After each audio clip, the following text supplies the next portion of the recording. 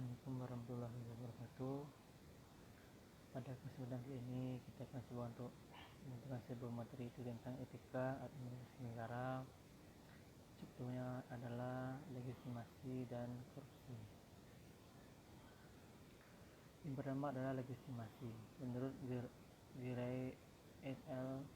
Pada tahun 1995, legitimasi diperoleh organisasi ketika dalam kondisi atau status ketika sistem nilai sebuah entitas kongruent dengan sistem nilai sosial yang lebih besar, di mana entitas merupakan salah satu bagian darinya. Legitimasi ini menyebabkan perusahaan terhindar dari hal-hal yang tidak diinginkan dan dapat meningkatkan nilai perusahaan tersebut. Teori legitimasi menyatakan organisasi bukan hanya memperhatikan hak-hak investor, tetapi juga memperhatikan hak publik. Ya, menurut Dijen dan Brown pada tahun 1996. Menurut Andrain, prinsip legitimasi dikelompokkan menjadi 5 titik, yaitu yang pertama itu legitimasi tradisional, di mana masyarakat memberikan pengakuan dan dukungan kepada pemimpin pemerintahan karena pemimpin tersebut merupakan keturunan pemimpin berdarah biru dipercaya harus memimpin masyarakat. Yang kedua itu legitimasi ideologi, di mana masyarakat memberikan dukungan kepada pemimpin pemerintahan karena pemimpin tersebut dianggap sebagai penafsir dan pelaksana ideologi. Yang ketiga, legitimasi kualitas pribadi, di mana masyarakat memberikan pengakuan dan dukungan kepada pemerintah karena pemerintah tersebut memiliki kualitas pribadi.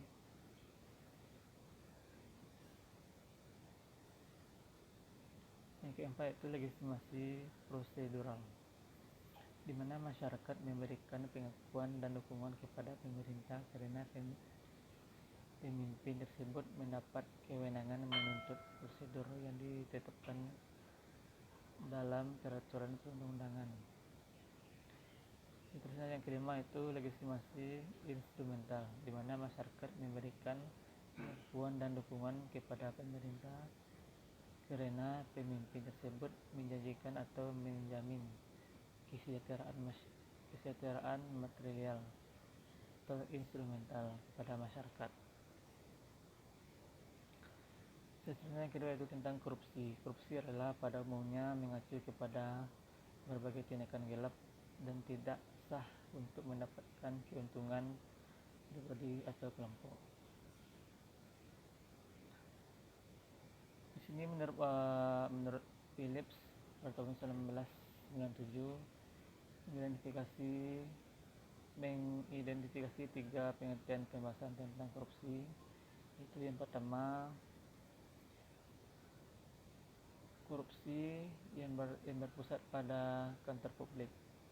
Phillips mendefinisikan korupsi sebagai tingkah laku dan tindakan pejabat publik yang menyamping dari tugas-tugas publik formal, tujuannya untuk mendapatkan keuntungan pribadi atau orang-orang tertentu yang berkaitan erat dengannya seperti keluarga, kerabat, dan teman. Yang kedua itu korupsi yang berpusat pada dampaknya terhadap dalam kerangka ini, korupsi sudah terjadi ketika pemegang kekuasaan atau fungsionaris pada kedudukan publik melakukan tindakan-tindakan tertentu dari orang-orang dan imbalan atau apakah uang atau materi lainnya.